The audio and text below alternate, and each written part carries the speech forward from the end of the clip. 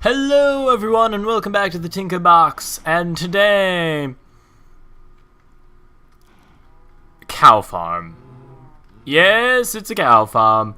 I don't know, I feel like this is something I frequently return to on the Tinker Box because I frequently feel like the cow farm I previously came up with was either overly complicated or really inefficient. If you remember a while back, the last time I came up with a cow farm, it was that weird water pushing one that like pushed the baby cows away from the bigger cows.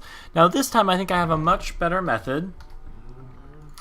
Now the way this one works is there are iron bars here, and the holes between the iron bars are big enough that a male cow cannot, or a adult cow cannot fall through, yet baby cows will fall through them perfectly, and cows will walk around on them, so therefore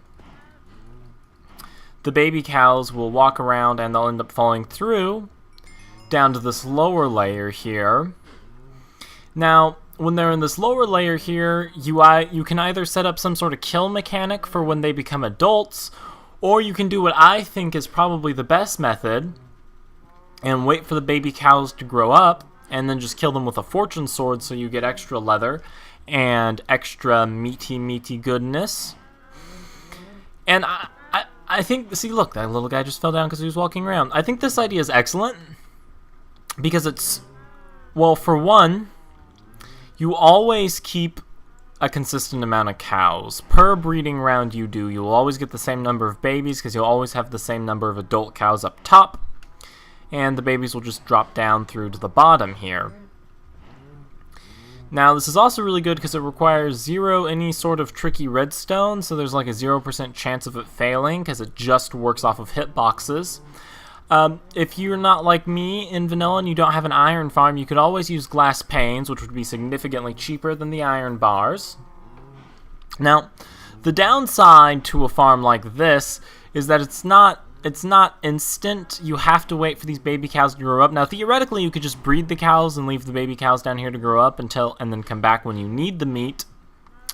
But there is a defined amount of waiting time between breeding and between getting your meat and leather.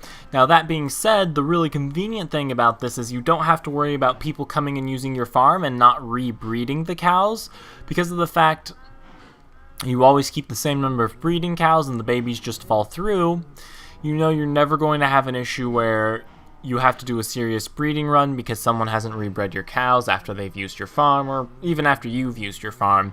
I think this system is probably really the best way to go when it comes to cow farms,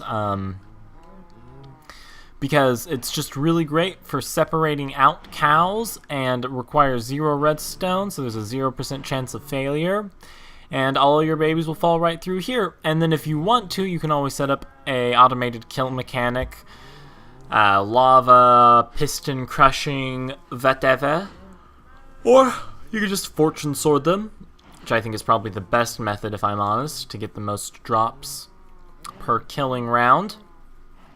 Easily expandable. If you make the area bigger, you can put more cows in. I think it's just a really great and simple design, and I love great and simple designs. But I thank you guys all for watching this little Tinker Box. I hope you like this idea for a cow farm, and this would actually work for pigs and sheep as well if you needed to separate out their babies for whatever reason.